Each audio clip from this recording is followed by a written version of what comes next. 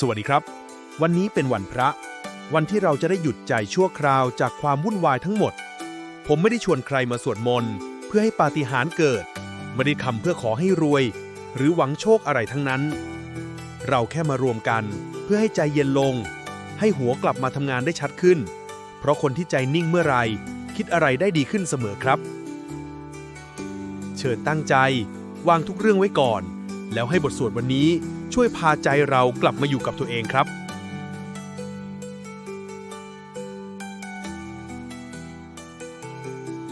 อะระหังสัมมาสัมพุทโธภควาพุทธังภวันตังอภิวาเทมิ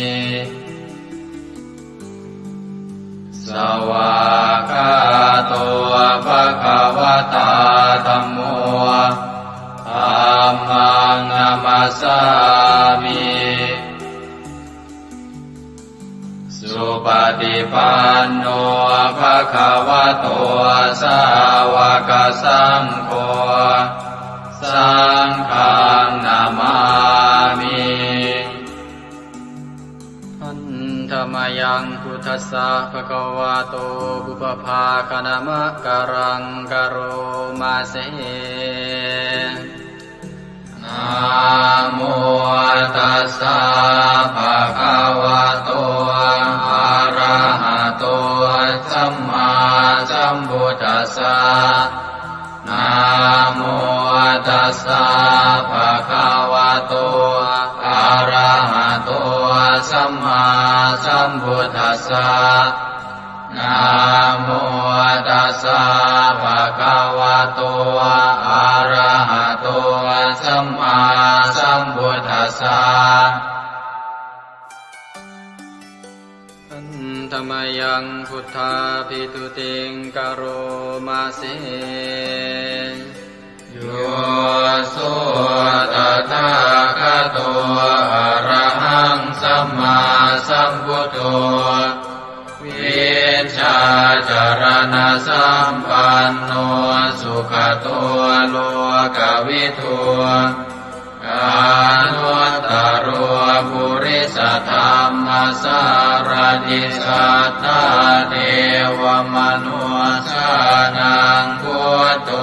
ภควาโยอิมังโลกังสเทวกังสมารกังสพรหมกังสัสสะมณพรหมณิงปะชังสเทวมนุสังสยังอาภิญญาสัจจิกตวาภเวเทสิโยธัมมังเดเสสิอาทิกัณยานังภาเทกัณยานังปริโย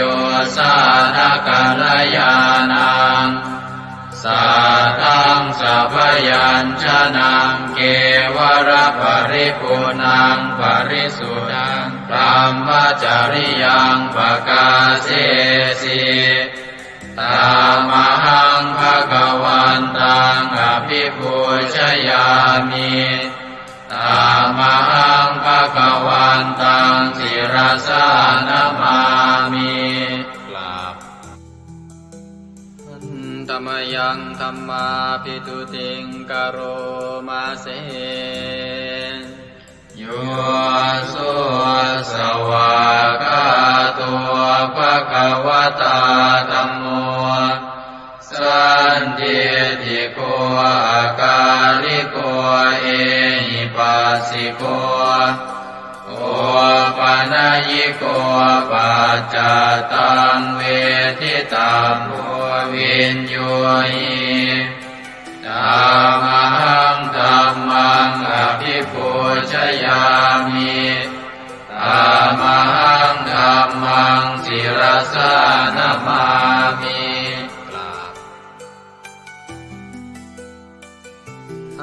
ธรรมยังสังฆาภิตุติงกโรมาเสโย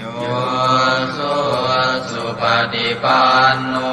ภควโตสาวกสังโฆ พุท ชุปฏิปันโนภะคะวะโตสาวกสังโฆยายาปฏิปันโนภะคะวะโตสาวกสังโฆสามีจิปฏิปันโนภะคะวะโตสาวกสังโฆยาติทางจัตตาริปุริสยุคานิอัตถปุริสปุคลาเอสะภะคะวะโตสาวกสังโฆอาหุนายโยปาหุนายโยทักขินายโยอัญชลีกรณิโยอานุตตรังปุญญเกตังโลกัสสะตามหังสังฆังอภิปูชยามิตามหังสังฆังศิรสานามามิ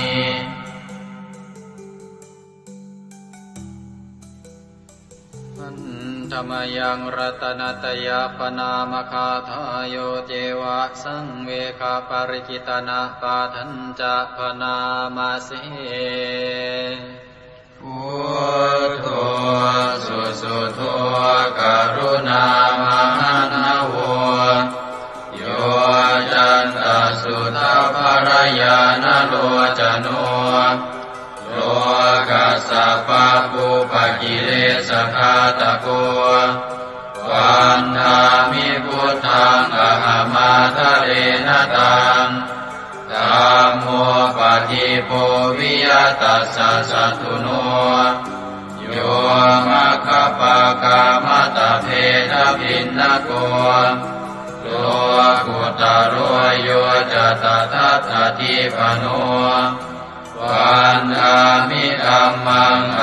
หมาทะเรนตังสังโฆสุเกตาภยติเกตาสัญญิโตโยตินาสันโตสุขตานุโพธโกโลนาปะหิโนอริโยสุเมธาโสวันธามิสังฆังอหมาทะเรนตังอิเจวะเมกันตาภิกขุชเนยกังวัตถุตยังวันทยตาภิสังขตังควรยังมายายังมะมะสะภุปัตถวามาโหนตุเวตัสสะปะภาวะสิทธิยาอิทัตตะทาคโตโลเกอุปันโนอะระหังสัมมาสัมพุทโธธัมโมจะเทสิโตนิยานิโกอุปัสสมิโกปรินิพพานิโกสังโฆทัคามิสุขตาภเวทิโตมายันตังธัมมังสุตวาเอวังชนามาชาติปิทุกขาชาราปิทุกขามรณะปิทุกขังโสกปริเทวทุกขโทมานัสสุปายาสาปิทุกขังอาภิเยหิสัมปโยโคทุกโขภิเยหิวิปโยโคทุกโขยัมปิชังนรปฏิตังปิทุกขังสังกิเตนะปัญจุปาทานขันธาทุกขาเสยติทังรูปุปาทานขันโทเวทานุปาทานขันโทสัญญูปาทานขันโทสังขารุปาทานขันโทวิญญาณุปาทานขันโทเยสังปริยายาอารามาโนโสภะคะวาเอวังพะหุลังสาวะเกวิเนติเอวังภาคาจะปนัสสะภะคะวะโตสาวะเกสุอนุสาสนีวะมุลาภวัตติรูปังอนิจจังเวทนาอนิจจา สัญญานิจจาสังขารานิจจาวิญญาณังอนิจจังรูปังอนัตตาเวทนาอนัตตาสัญญาอนัตตาสังขาราอนัตตาวิญญาณังอนัตตาสัพเพสังขาราอนิจจาสัพเพธัมมาอนัตตาติเตมะยัง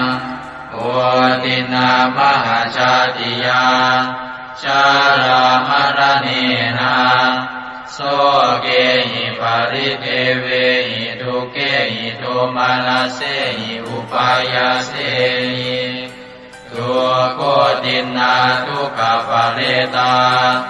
คาเภวนามิมัสสะเกวรัสสะทุกขคันทัสสะอันตกิริยาปัญญาเยธาติ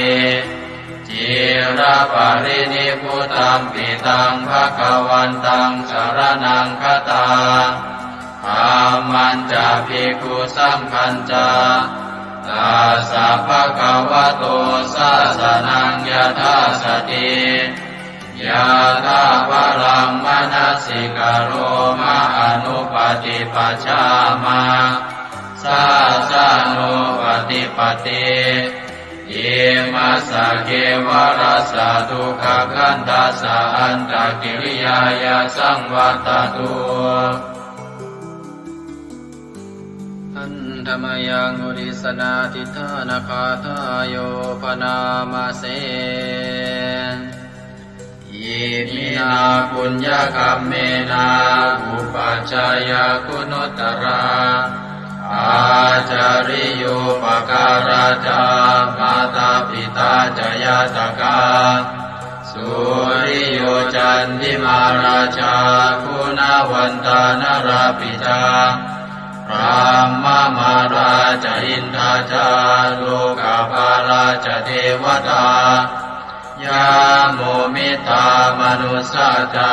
มัจจตาเวริกาปิจา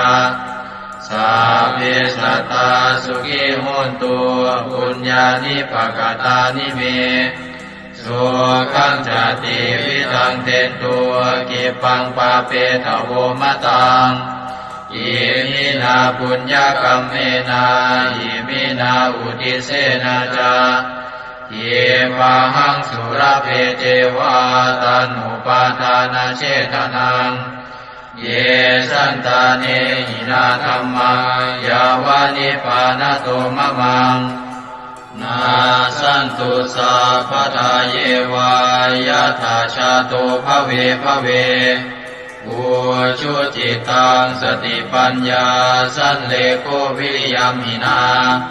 มา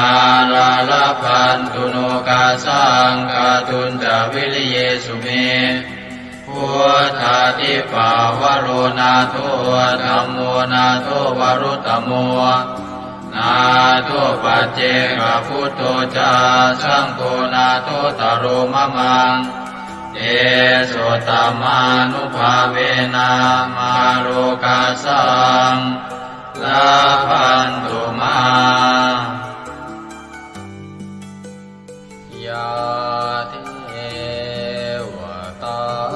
สันติวิหารวาสินีทุเปกะเรโกทิกะเรตายิงตายิง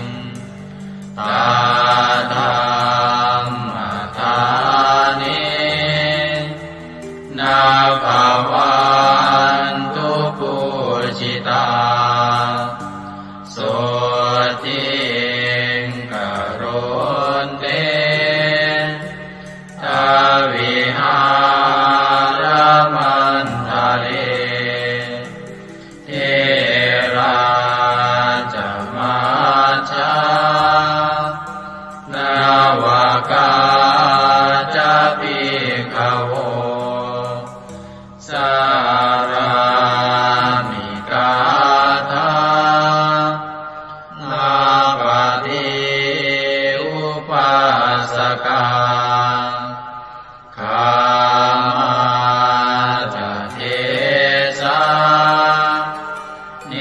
ขามา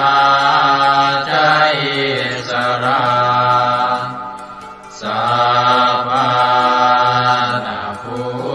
ตาสุขิตาภวันตุเตชาราภูชายเยปิจาอันตสัมภวาสังเสนชาตาอาตาโวปปาติกานิยานิกังธัมมาวารังปฏิจจเตสัพเพปิทุกขาสักการนตุสังขยังทาตุจิรังสตังธัมโมธัมมัทธาราจะปุคลาสังโฆโมตุสมาโควาอัตตายาจาหิตายาจาอาเมรังคตุสัทธัมโมสัพเพปิธัมมาจาริโนบุติงสัมปาปุเนยยามะธัมเมอริยภเวทิเตสัพเพสัตตาสัทธาโหนตุอาเวราสุขชีวิโนขอให้สัตว์ทั้งหลายจงเป็นผู้ไม่มีเวรต่อกันและกันจงเป็นผู้ดำรงชีพอยู่เป็นสุขทุกเมื่อเถิดกาตังปุญญังพลังไมหังสัพเพภาคีภวันตุเตขอให้สัตว์ทั้งสิ้นนั้นจงเป็นผู้มีส่วนได้เสวยผลบุญการที่ข้าพเจ้าได้บำเพ็ญแล้วนั้นเถิด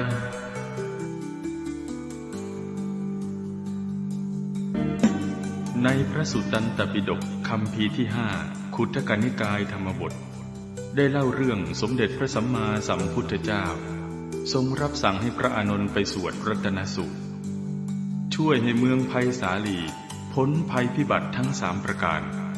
อันเกิดจากโรคภัยอมนุษยภัยและเศรษฐกิจเสียหายให้อันตรธานหายไปเราทั้งหลายโปรดตั้งใจประกอบไปด้วยเมตตาความปรารถนาดีต่อสรรพสัตว์ทั้งหลายแล้วระลึกถึงคุณพระศรีรัตนตรัยคือคุณพระพุทธเจ้าคุณพระธรรม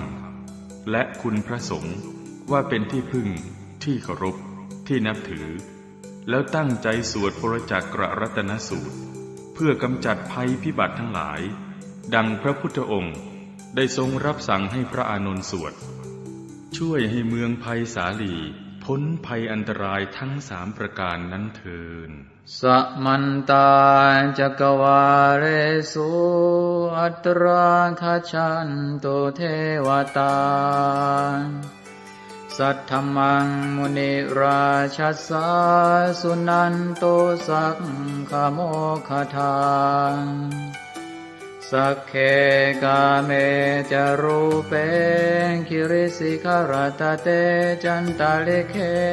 วิมาเนทิเประเทจะคาเมตารุวนาคหเนเคหาวัตุมมิเคเตภุมมาจยันโตเทวาชลทลวิสเมยัคขคันธัมพนาคา ติทันตาสันติเกยังมุนิวรวจนังสาทโวเมสุนันโตธัมมสวนาคาโลอะยัมภทันตาธัมมสวนาคาโลอะยัมภทันตาธัมมสวนาคาโลอะยัมภทันตานะโมเมพุทธเถชะสารตนะตยสัมมิกาเตสะปะเทติปะเทเทวานารายะปรเมสุราเทติพรหมาจาอินทาจจตุโลกาตัมเทระกะกาสมุทธาภูตุงคังคาจะสัพพัมมะชัยยะปะเทติภวันตุเตจยจยทรณิทรณิอุตติอุตตินาทินาทิจยจยพระกรละตนละนิไทยนิไรไทยเตนะเมรุราชปุณโนราชิจยจยธรรมีระโส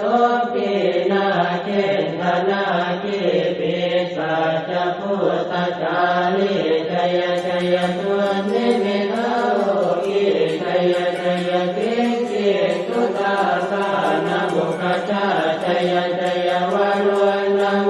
ทัสสะตาจยจยจัมปาทินาคตุลคันโตจยจยทัจจกนนะตุรงสุขระโพชงสิหาเตียกติปาจยจยวารุณโมคายาตราจิตจิตเทธาเรปุณโสติโนระเอจยจยสุขาสุขาสิวิจยจยทรณิตาเนคตาสุชัยยาจยจยทรณิสันติสตาจยจยมังคารารัญญาภวะเกจยจยวารุณยาเกจยจยรักเทสุรภูสเตชะจยจยพรหมเมทัตนาจยจยราชาธิราชาชัยจยจยปัตเวงสาพังจยจยวรมันตาปัจเจกพุทธสาวังจยจยมเหสุโลหะโรหะริงเทวาจยจยพรหมาสุราโคจยจยนาโทวิรุณะโทวิโรปโคจันทิมารวินโทจะเวนะเตยโยจะกุเวโรวรุโนทิจาคิวาโยจะปาจุโนกุมารโรทัตระตะโกอัตระตมหาเทวาสิทิตาปัสสะทโยอิเตโนสาวกาตาปัจฉัยยราโมปวันตุเตจยธรรมโมจะสังโฆจะสัสสะปาโลจะชัยยะคังเอเตนะชัยยะเตเตนะชัยยะโสทิปวันตุเตเตนะพุทธเตเตนะโหตุเตชัยมังคารังชโยติพุทธสัจจิริมโตอายัมมารัสจตาติมโตปราชโยโคตยัมโมติมันเดปโมติตาชัยยะตถาพรหมกลามเหติโรจโยติพุทธสัจจิริมโตอายัมมารัสจปาติมโตปราชโยโคตยัมโมติมันเดปโมติตาชัยยะตถาอินทกลามเหติโรจโยติพุทธสัจจิริมโตอายัมมารัสจปาติมโตปราชโยโคตยัมโมติมันเดปโมติตาชัยยะตถาเทวกนามเหติโรจโยติพุทธสัจจิริมโตอายัมมารัสจปาติมโตปราชโยโคตยัมโมติมันเดปโมติตาชัยยะตถาสุปันนครามเหติโรจโยติพุทธสัจจิริมโต อายังมารัตจักปาติมาโตปราชโยอุโกชยัมโมติมันเบปโรติตาชัยยะตานาคคณามเหติโนจโยภิพุทธสันติมาโตอายังมารัตจักปาติมาโตปราชโยอุโกชยัมโมติมันเบปโรติตาชัยยะตาสัพพัมภกนามเหติโนจยัมตัวโพธิยาโมเรสักยานังนันทิวัตโนเอวังตวังวิจโยโหหิจยาสุจยมังคะเลอปราชิตปัลลังเจสิเสปนวิโกคะเลอภิเศษเจสาภคุตานังอัคคปัตโตปโมทะเทสุนันทตังสุมังคลังสุภาปตังสุโหติตังสุขโนสุโมโตจะตุเยสัมพรัมมจาวิสุปะทากินังกายกัมมังวาจากัมมังปะทากินังปะทากินังมโนกัมมังปณิทิเตปะทากินาปะทากินานิกัตตวานารกันตาเจปะทากิเมเตอัตรัตถาสุขิตาเวรุณนาพุทธศาสเนอโรธาสุขิตาโหตัสสะสัพเพหิยาเทติสุนันโสโกโตเยเทวาสนิทาเนอติกตาติกายุกาสดาโหตัวสุขิตาโหตัวสัพพตารักขันตัวสัพพสัตตารังรักขันตัวจิตสัสสนังญาณาจิปัฏฐานาเตตัสสะเวทุเรนโยมโนรัตายุตกาเลภวันสันตุวันสังวัสสาลาโรคาจุปัตถวาเตทานิวาเรนตุจัสสะปะทากายสุขังเกติสุขังวรันตุยัสสาโพชังโพสติสังขาโตธัมมานังวิชโยตถาวิริยังปิติปัสสัตติโพชังคาจัตถาปะเรสมานุเปกขโพชังคาสัตเตเตสวะราตินามุนินาสัมมตัคขาตาภาวิตาภุเรกตาสังวัตตันติอภิญญายเนปานายจักโพธิยาเอเตนะสัตวัชเชนะโสติเตโหตุสัพพทาเอกสมิงสมเยนาโทโมคันลานันจักสสปังพิลาเนทุกิเตทิสวาโพชังเกตัสเตสยิเตจตังอภินันทิตวาโรกามุจิงสุตังคะเนเอเตนะสัจวัชเชนะโสติเตโหตุสัพพทาเอกตาธัมมราชาภิเกลัญเยนาภิปิริโตจนทันเจเรนะตันเยวะปนาเปตวานัสสาธรังสัมโพธิตวาจาปาทาตัมหาวุฒาสิกานะโสเอเตนะสัจวัชเชนะโสติเตโหตุสัพพทาปะหินาเตจา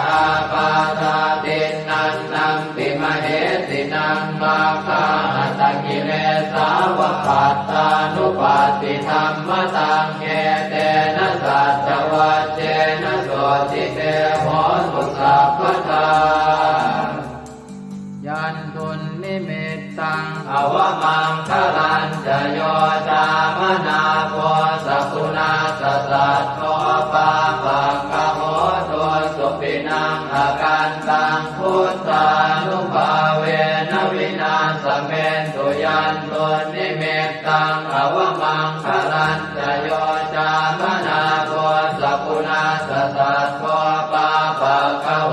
ตัวสุปินังอาการตังธรรมานุภาเวนะวินาสเมนตุยันตุนิเมตตังอวมังคลันจะโยจามนาโพสกุณาสสัตโตปาปังกโหตัวสุปินังอาการตังสังฆานุภาเวนะวินาสเม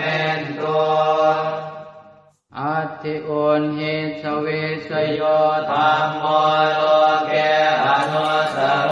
สัพพสัตตอิทัฏฐายตังขวังคันธาอิเทวเตปริวัชเช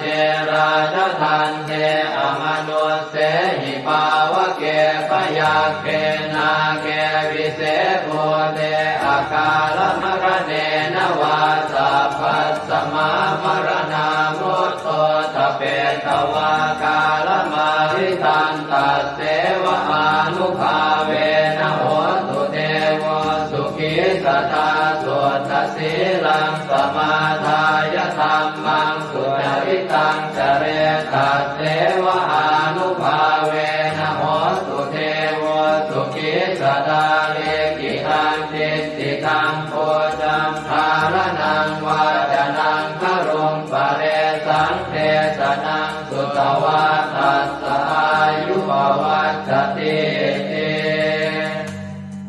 เอวัมเมสุตังเอกังสมยังภควาภา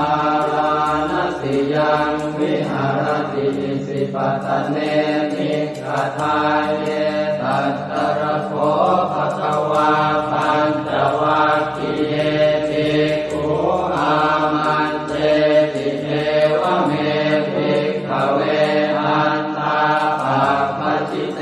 นะเสริตัพพายโยจายังคาเมสุขามสุขันธิกานุโยโภญิโนธัมโมโพธุชนิโกอนัริโยอนัตถสันติโตโยจายังอัตตกิลมัฏฐานุโยโกตุโกอนัริโยอนัตถสันติโตเอเตเตภิกขเวอุโภอันเตอนุอัมมมัชฌิมาปฏิปทาตถาคเตนะอภิสัมพุทธาจักขุกรณีญาณกรณีอุปสมายะอภิญญายะสัมโพธายะนิพพานายะสังวัตติปตมาจัสสาภิกขเวมัชฌิมาปฏิปทาตถาคเตนะอภิสัมพุทธาจักขุกรณีญาณกรณีอุปสมายะอภิญญายะสัมโพธายะนิพพานายะสังวัตติขยเมวะอริโยอัตถังกิโกมัคโคเสยติหังสัมมาเอติสัมมาสังกัปโปสัมมาวาจาสัมมากัมมันโตสัมมาอาชีวะสัมมาวายาโมสัมมาสติสัมมาสมาธิอายังโกสาภิกขเวมัชฌิมาปฏิปทาตถาคเตนะอภิสัมพุทธาจักขุกรณีญาณกรณีอุปสมายะอภิญญายะสัมโพธายะนิพพานายะสังวัตติทังโสปนภิกขเวทุกขังอริยสัจจังชาติปิทุกขาจราปิทุกขามรณะปิทุกขังโสกปริเทวทุกขโทมนัสสุปายาสาปิทุกขาอัปปิเยหิสัมปโยโกทุกขปิเยหิวิปปโยโกทุกขยังปิขังนาปฏิตังปิทุกขังสังเกตปัจจุบาลานักขันธาทุกขาอิทังโขปนภิกขเวทุกขสมุทัยโยอริยสัจจังจายังตัณหาโกโนภวิกานันทิราคะภคาตัตตระอัตตราภินันทินิเสยติทังกามตัณหาภวตัณหาวิภวตัณหาอิทังโขปนภิกขเวทุกขนิโรโธอริยสัจจังโยตัสสะเยวตัณหายะเสสวิราคนิโรโธจาโคปฏินิสโกโมติอนาลโย งโฆปนภิกขเวทุกขนิโรธคามินีปฏิปทาอริยสัจจังอายัมเมวะอริโยอาทังกิโยมาโคเสยติกังสัมมาทิฏฐิสัมมาสังกัปโปสัมมาวาจาสัมมากัมมันโตสัมมาอาชีวสัมมาวายาโมสัมมาสติสัมมาสมาธิทังโกกังอริยสัจจันติเมภิกขเวโภเป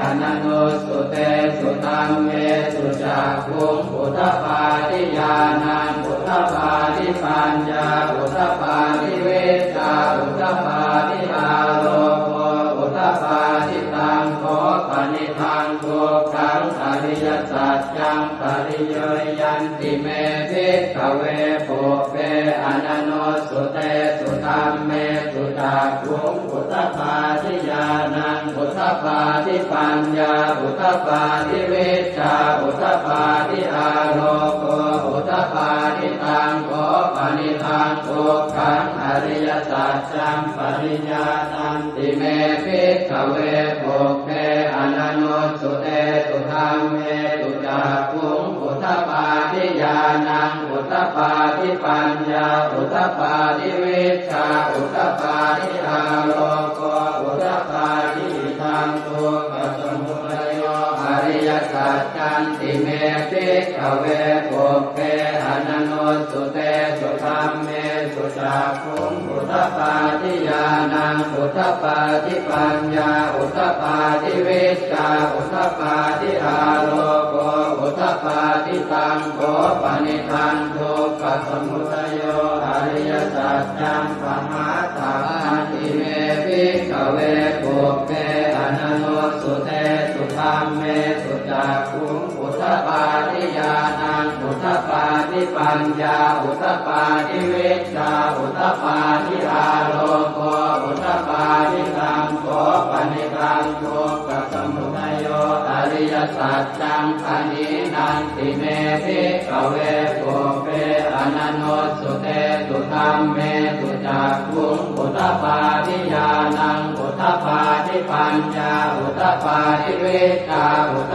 ปาทิอาโลโกอุทธปาทิทังทุกขนิโรโธอริยสัจจันติเมภิกขเวโภเปอนันโนสุเตสุธัมเมสุจักขุงอุทธปาทิญาณังอุทธปาทิปัญญาอุทธปาทิเวชาอุทธปาทิอาโลโกอุทธปาทิตังโฆปนิทังทุกขนิโรโธอริยสัจจังสัจจิกาถาพันติเมภิกขเวโภเปอนันโนสุเตสุธัมเมสุจักขุงอุทธปาทิญาณังอุทธปาทิปัญญาอุทธปาทิเวชาอุทธปาทิอาโลโกอุทธปาทิตังโฆปนิทังทุกขนิโรโธอริยสัจจังสัจจิกตังติเมภิกขเวโภเปอนันโนสุเตสุธัมเมสุจักขุงอุทธปาทิญาณังอุทธปาทิปัญญาอุทธปาทิเวชาอุทธปาทิอาโลโกอุทธปาทิทังทุกขนิโรธคามินีปฏิปทาอริยสัจจันติเมภิกขเวโภเปอนันโนสุเตสุธัมเมสุจักขุงอุทธปาทิญาณังอุทธปาทิปัญญาอุทธปาทิเวชาอุทธปาทิอาโลโกอุทธปาทิตังโฆปนิทังทุกขนิโรธคามินีปฏิปทาอริยสัจจังภาเวตพันติเมภิกขเวโภเปอนันโนสุเตสุธัมเมสุจักขุงอุทธปาทิญาณังอุทธปาทิปัญญาอุทธปาทิเวชาอุทธปาทิอาโลโกอุทธปาทิตังโฆปนิทังทุกขนิโรธคามินีปฏิปทาอริยสัจจังภาวิตันติเมภิกขเวโภเปอนันโนสุเตสุธัมเมสุจักขุงอุทธปาทิญาณังอุทธปาทิปัญญาอุทธปาทิเวชาอุทธปาทิอาโลโกอุทธปาทินาวคีวังจะเมภิกขเวอิเม ตุสุอริยสัจเจสุเอวันติปริวัตตังภวาตสาการังยถาภูตังญาณทัสสนังนัสุวิสุทังอโหสิเนวตาวาหังภิกขเวสเทวเกโรเกสมาระเกสธรรมเกสัสสมณธรรมนิยาปัจจายสเทวมนุสสายอนุตตรังสัมมาสัมโพธิอภิสัมพุทโธปัญจัญญาสิงยโตจะโพเมภิกขเวอิเมสุจโตสุอริยสัจเจสุเอวันติปริวัตตังภวาตสาการังยถาภูตังญาณทัสสนังสุวิสุทังอโหสิอัฏฐาหังภิกขเวสเทวเกโรเกสมาระเกสธรรมเกสัสสมณธรรมนิยาปัจจายสเทวมนุสสายานุตตรังสัมมาสัมโพธิอภิสัมพุทโธปัญจัญญาสิงญาณัญจะปนเมทัสสนังอุทธปาทิอโภคาเมวิมุตติอายันติมาคาตินาติตานิปุนาภโวติอิตมโวจะภควาอัตถมานาปัญจวัคคียาภิกขุภควโตภาสิตังอภินันตุอิมัสสมิงจะเวยากรณัสสมิงปัญญมาเนอายสมโตโกตัญญาสวิรชังวิอมลังธรรมจักขุงพุทธปาทิยังเกณฑ์จิตสมุทัยธรรมังสัพพันตังนิโรธธรรมันสิภวัตติเตจะภควตาธรรมจักเกภูมาเทวาสัตถมนุสสาเวสุเอตัมภควตาภา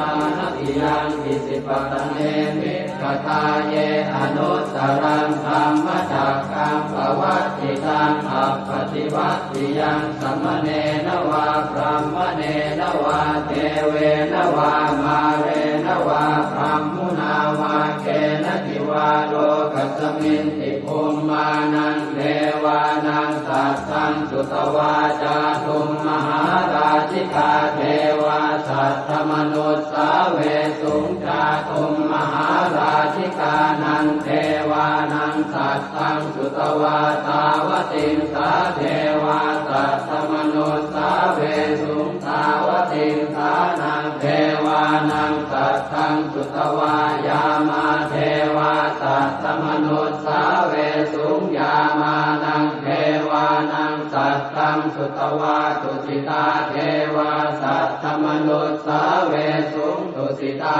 นังเทวานังสัตตังสุตวานิมมานรติเทวาสัตถมนุสสาเวสุงนิมมานรตินังเทวานังสัตตังสุตวาปรนิมมิทวะสวัสดิเทวาสัตถมนุสสาเวสุงปรนิมมิทวะสวัสดินังเทวานังสัตตังสุตวาพรหมกายิกาเทวาสัตถมนุสสาเวสุงเอตัมภควตาภาลานติยังปิสิปตเนมิกตาเยอนุตตรังธรรมจักขังภวัตติตังอัปปฏิวัตติยังสัมมเนนวาพรหมเนนวาเทเวนวามาเรนวาพรหมุนาวาเกณทิวาโลกัสมินติอิติหะเตนะคะเนนะเตนะโมหุตเตนะยาวะพรหมโลกาสัตโตอโภคันติอายัญจะทัสสะหัสสีโลกธาตุสังกัปปิสัมปะกัปปิสัมภเวทิอัปปมาโนจะโอลาโลโอปาโสโลเกปาสุลโหสิอติกัมเมวะเทวานังเทวานุภาวังอัตถโคภควาอุทานังอุทาเนสิอัญญาสิวัตโพโกทัญโยอัญญาสิวัตโพโกทัญโยติติทังอายสมโตโกทัญญาสอัญญาโกทัญโยสเววนามังอาโหติยานิทัพโพตานิส สมาคตานิโภมานิวายานิวาอันตะเอเกสัพเพวะโพ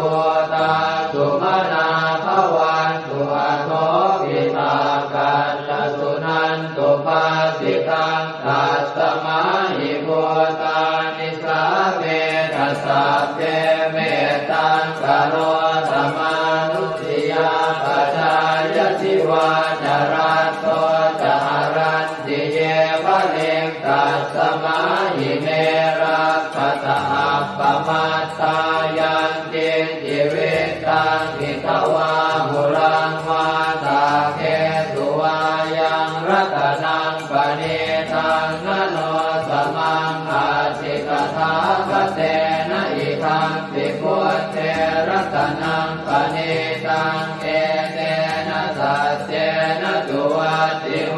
สุขยังวิราคังอมตังปณิตังยตาจักขาสักขยังมิสมาหิโต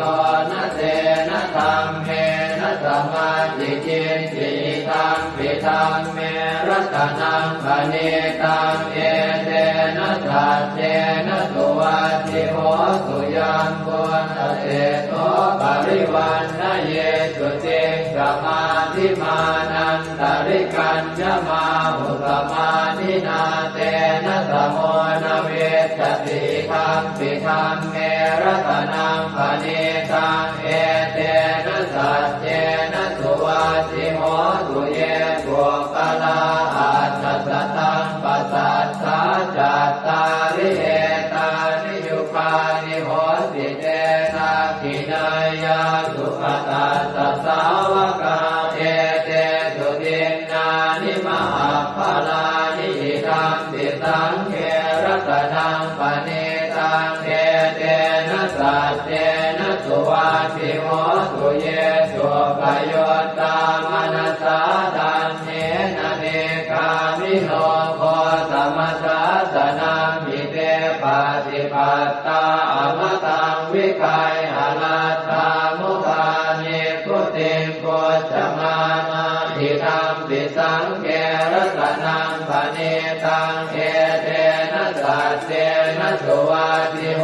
สุยติงตะกีโลปัตเวงสิโตสิยาจโตภิวาเตปิอสัมปะกัมปิโยตโถปะมังสัพพุริสังวทามิโยอริยสัจจานิอเวจปัสสติธัมปิสังเขรัตนังปณิตังเอเตนะสัจเจนะสุวัติโหสุเยอริยสัจจานิวิภาวยันติคัมภีรปัญเยนะสุเตติตานิกิจจาวิเตโหติพุทธัปปมัตตานะเตภวังอัตถมมาทิยันติธัมปิสังเขรัตนังปณิตังเอเตนะสัจเจนะสุวัติโหสุสหาวาสทัสสนสัมปทายตยาสุธรรมาชหิตาภวันติสักกาย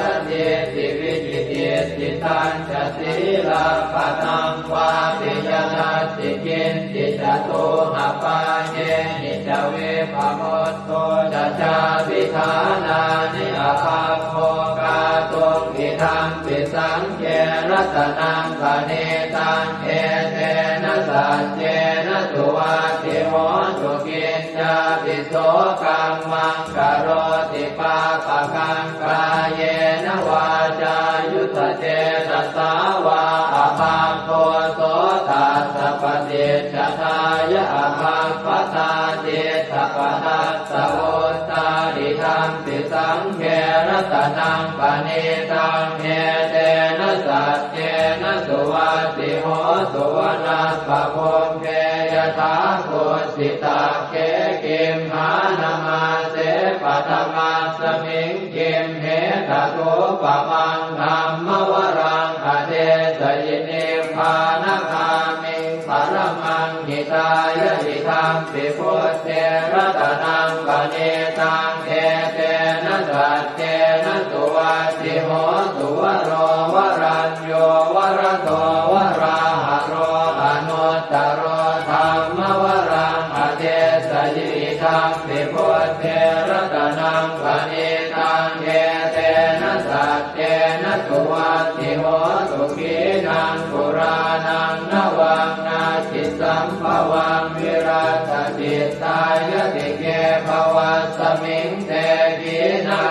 ชาอวิรุณนิฉันทาเนพันติทิรายถายังปฏิโพธิทังปิสังเกรัตนังปณิตังเอเตนะสัจเจนะสุวัตติโหตุญาณิทัพโพตานิสมาคตานิพรหมานิวายานิวะอันตริเกตถาคตังเทวมนุสสโพธิตังพุทธังนามัสสามสุวัตติโหตุญาณิทัพโพตานิสมาคตานิพรหมานิวายานิวะอันตริเกตถาคตังเทวมนุสสโพธิตังธัมมังนามัสสามสุวัตติโหตุญาณิทัพโพตานิสมาคตานิพรหมานิวายานิวะอันตริเกตถาคตังเทวมนุสสโพธิตังสังฆังนามัสสามสุวัตติโหตุกรณียมัตถกุสเลนะยันตังสันตังปะทังอภิสเมตตาโกอุโจจัสสุโจจัสสุวัตโตจัสสมุตุอนัตติมานิสันโตสะโกจัสสุภโรจะอาปะกิตโตจะสันละหุกโวติสันติตริโยจะนิปะโคจะอาปะคาโคกุเลสุอนันุเกโตนะจะโพธังสมาจเรกินติเยนะเวนโยภะเรอุปวะเดยโยสุขิโนวะเกมิโนโหตุสัพเพสัตตาภวันตุสุขิตาตาเยเกจิปานะโมตาติตัสสาวาทาวราวาอนวเสสาธิกาวาเยมหันตาวามัชฌิมารัสสกาอนุกัตุราเทถาวาเยจะเทถาเยจะโตเรวสันติอวิโตเรปุตาวาสัมภเวติวาสาเพสัตตาภวันตุสุขิตาตานะปโรปรังนิโกเพตนาติมันเยตกาสัจินังเกติพยาโรสนาปฏิฆาสัญญานายมัญญาสะโตภเมเฉยมาตายฐานิยังพุทธังอายุสาเอกพุทธมนุราเขเอวังติสาภโวเตสุมาณสัมภาวะเยอปริมาณังเวตัญจะสาภโรกัสมิงมาณสัมภาวะเยอปริมาณังพุทธังอโทจติริยัญจะสัมภาทังอเวรังอัตตปัฏฐังเตถันจรังนิสินโนวาสยาโนมายาวตัสสวิคตมิตโตเอตังสติงอธิเถยพรหมเมตังวิหารังอิทมาหุเดสินจานุปคัมมสีลวาทัสสเนนะสัมปันโนกาเมสุวินัยเกทังนะหิชาสุขัปปะเสยยังกุณเวทีเอวัมเมสุตังเอกังสมยังภควาสาวัตถิยังวิหารติเชตวเนอนาถปิณฑิกาสอาราเมตัตตระโคภควาภิกขุอามันเตสิภิกขวติปะทังเตติเตภิกขุภควโตปัจจัสโสสุงภควาเอตถาวจะโพตะโพปังภิกขเวเทวาสุรสังฆาโมสมุอัมยุนโมอโหสิอัตถโพภิกขเวตังโพเทวานามินโทเทเวตาวติงเสอามันเตติสเตมาริสาเทวานังสังฆามาคตานังอุปัชเชยขยังวาสัมพิตาตังวาโลมหังโสวามะเมวะตัสส สมิงสมะเยทัชาคังควรโลกายาธรรมมังหิโวทัชาคังควรโลกายตังยัมภเวสติพยังวาชัมปิตาตังวาโลมหังโสวาโสปะหิเยสติโนเจ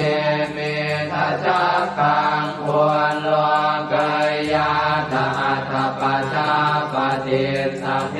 วราชาสัทธาคังควรโลกายาตาปัจจาปฏิสหิวเทวราชาสัทธาคังควรโลกายตังยัมภเวสติพยังวาสัมพิตาตังวาโลมหังโสวาโสปะหิเยสติโนเจ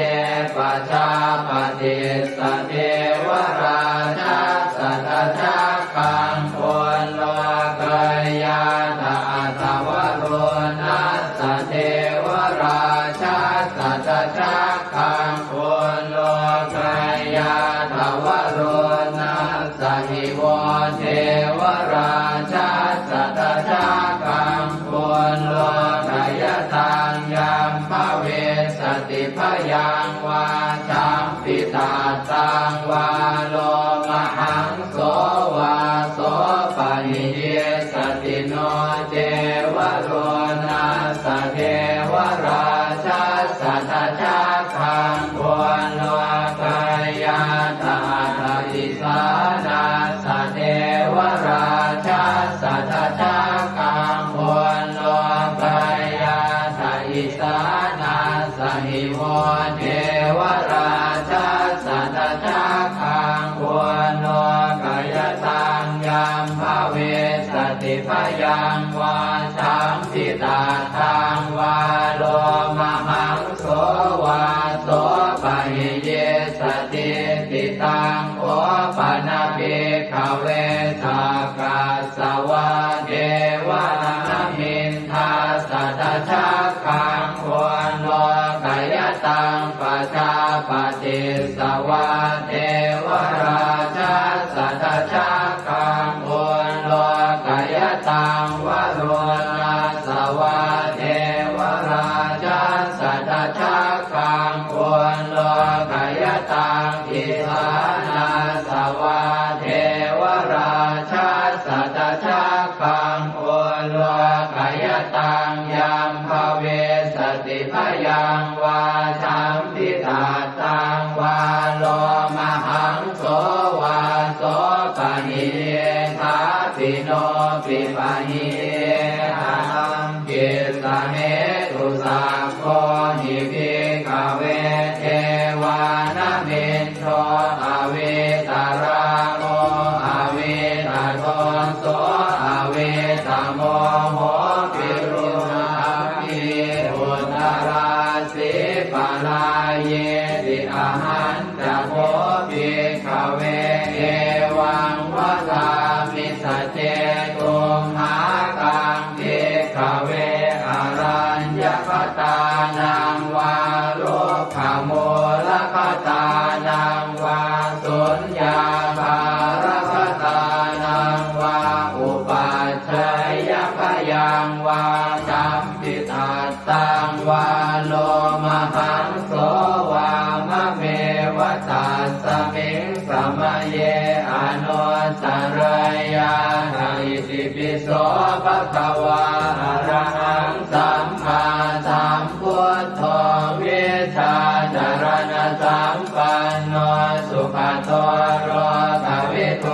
อนุตตร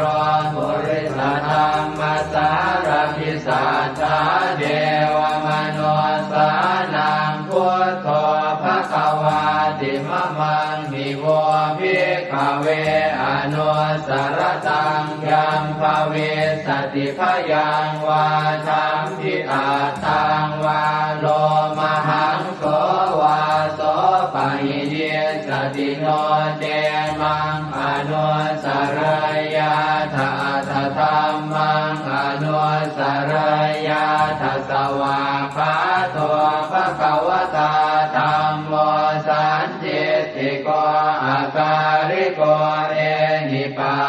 โกโอปนัยโกปัจจตังเวทิตาโกเวนโยเหติธัมมังหิโวภิกขเวอนุสรตังยัมภเวสติพยังวาสัมปิตาตังวาโรมหังโสวาโสปะหิสติโนเตธัมมังอนุสรยาตถาสังฆังอนุสรยาตสุปฏิปันโนภะคะวะโตสาวกสังโฆพุทธปฏิปันโนภะคะวะโตสาวกสังโฆญาญาปฏิปันโนภะคะวะโตสาวกสังโฆสามีจิปฏิปันโนภะคะวะโตสาวกสังโฆยะติทานจัตตาริปุริสายุคานิอัตถปุริสปุคลาเอตภะคะวะโตสาวกสังโฆอาหุนายโยปาหุนายโยทักขินายโยอัญชริกรณิโยอนุตตรังปุญญเขตังโลกัสสติสังฆังนิโวภิกขเวอนุสรตังยัมภเวสติพยังวาสัมปิตาตังวาโลมหังโสวาโสปะหิสติตังกิจสเหตุตถาคตหิภิกขเวอรหังสัมมาสัมพุทโธเวตราโภเวตโตโสเวตโมโหอภิโรอาชัมติอนุสราสิอัปราเยติธรรมโวจะภาควาอิตังวัตตวานสุขโตยะถาอารังเอตถาวจะสัทธาอารัญเยรุขโมเรวาสุญญาคาเรวะภิกขวะอนุสเรตสัมพุทธังพยังตุมหากโนติยาโนเนพุทธังสรยาตโลกเจตังสราสพังอาตามังสรยาธานิยานิกังสุเภจิตังโนเจตัมมังสรยาธานิยานิกังสุเภจิตังอาตสังฆังสรยาตาปุญญเหตังอนุสรังเอวังพุทธังสรันตานังธัมมังสังฆังจะภิกขวะพยังวาสัมปิตาตังวาโลมหังโสสเหสติเตเวปัสเสสนมาตุจักขุมันตาสสิเวมะโตสิกิสปินามาตุสัพพะโพธานุกัมปิโนเวสะโพสนามาตุนะหาตกาสัตตปัสสิโนนามาตุกะปุสันทัสสมารเสนาปมาทิโนโคนาคมนาสนามาตุพระมนาสวุสีมะโตกาสปัสสนามาตุเวปโมตัสสะสัพพะเทอังเกรสัสสนามาตุสักกายโคตัสสะสิเรมะโตโยอิมังธัมมะมะเทเส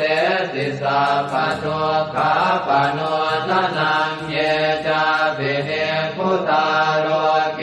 ยถาภูตังวิปัสสิสุงเตชนะอภิสุนามหันตาเวตัสสารธาหิตังเทวมนุสสานังยังนามัสสันติโกตมังวิชาจารณสัมปันนังมหันตังเวตัสสารธานะโมเมสัพพะโพธานังอุปันนานังมเหสินันตันหังกโรมหาวีโรเมทังกโรมหายโสสรนังกโรโลกหิโกทิปังกโรชุติ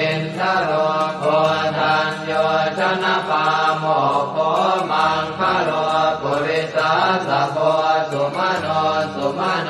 ติโรเรวะโตรติวัตโนโสภิโตคุณสัมปันโนอโนมัตสิชโนตโมปัทุโมโลกปัจโจโตนารโตวรสารถิปัทุโมตโรสัตตสารโรสุเมโตอัปปติโกภโลสุชาโตสัพพโลกาโคปิยทัสสินาราสโมอัตตทัสสิการุณิโกธัมมทัสสิสมโมนุโตเสทัสโตอัตโมโลเกติโสจวัฏตังวโรปุสโสจวรโตพุทโธวิปัสสิจานุปโมสิกิสัพพหิโตสัทธาเวสสุสุขทายโกกักุสันโตสัตวาโหโคนาคมโนลนัญชโหกัสสโพสิริสัมปันโนโพธโมสัพพยมุงขโวเอเตจันเยจะสัมโพธาอเนกสัตตโพธโยสัพเพพุทธาสมาสมาสัพเพพุทธามหิติกาสัพเพทัสสะโลเวนาเวสารัจเจหุปาคตาสัพเพเตปฏิชานันติอาสะพันธานโมตตมังสีหนาทังคทันเตเตปริสาสุวิสารตาพรหมจักกังภวัตเตติโลเกอัปปติวัตติยังอุเปตาพุทธธรรมเมหิอัตถารหินายกาภวัตติสลักขโนเปตาสิตยานุปยัญชนะธราพยามาปภายสุปภาสัพเพเตมุนิกุญชราพุทธาสัพพัญญุโนเอเตสัพเพ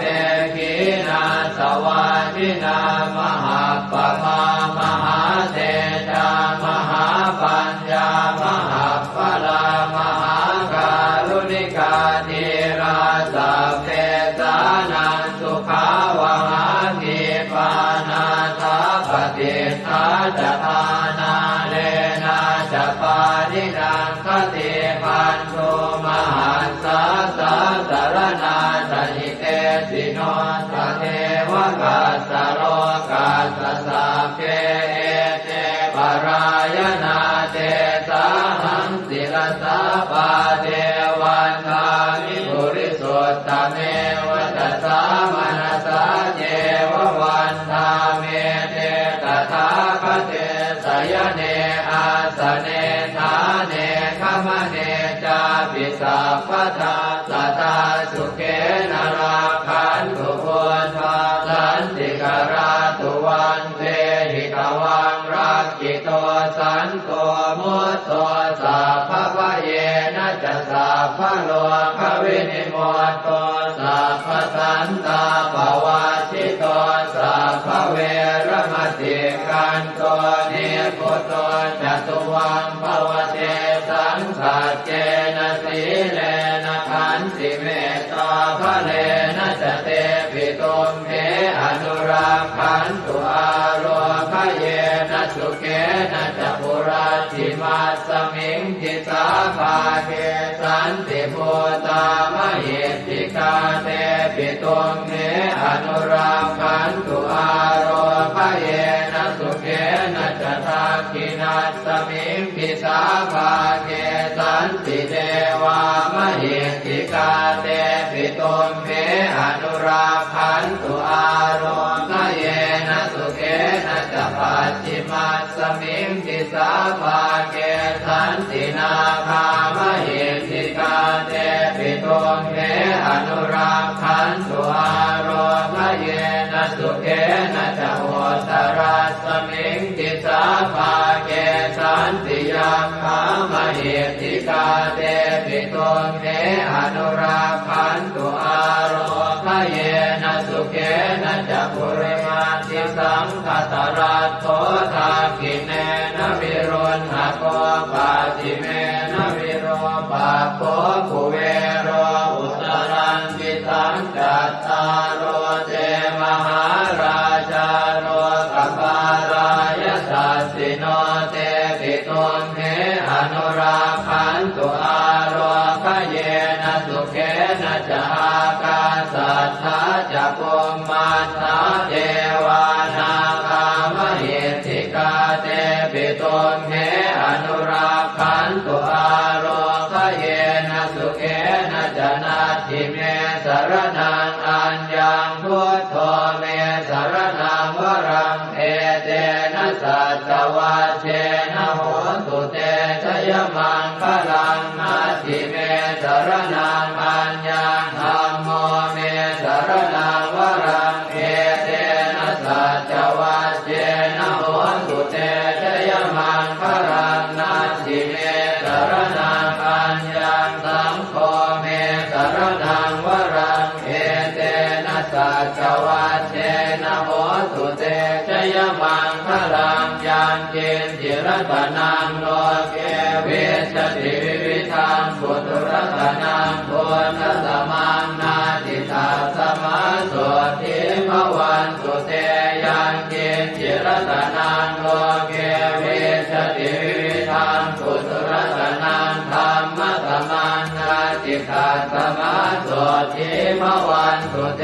ยังเจนจิรตนังโลเกเวชติวิวิธังปุถุรัตนังสังฆสมังนาทิตาสมาโสทิภวันตุเตสักกะตวะพุทธรัตนังโอสถังพุทธมังวรังหิตังเทวมนุสสานังพุทธเตเชนะโสตินานาสันตุปัฏฐวาสัพเพทุกขาอุปัสสเมตุเตสักกะตวะธัมมรัตนังโอสถังพุทธมังวรังปริยาอุปัสสมนังธัมมเตเชนะโสตินานาสันตุปัฏฐวาสัพเพพยาอุปัสสเมตุเตสักกะตวะสังฆรัตนังโอสถังพุทธมังวรังอาหุนายยังปาหุนายยังสังฆเตเจนะโสตินานาสันตุปัฏฐวาสัพเพโรคาวุปัสสเมตุเตสัพพิติโยวิวัชชันตุสัพพะโรโควินาศตุมาเตภวัตวันตรายโยสุขิติกายุโกภวะอภิวาทนาสิริสนิจังพุทธาปจายโนจัตตารโอธรรมาวัฏันติอายุวันโนสุขังภาลัง ขอบคุณที่มาร่วมทำวัดในวันพระนี้ครับ ไม่ใช่เพื่อขอสิ่งใด แต่เพื่อให้ใจมีที่พัก ถ้าหลังสวดจบ คุณรู้สึกคิดอะไรชัดขึ้นแม้สักอย่างเดียว วันนี้ก็ถือว่ามีค่ามากแล้วครับ เจอกันวันพระหน้า เรามาทำให้ใจเย็นทันชีวิต อ่อนมันจะร้อนเกินไปครับ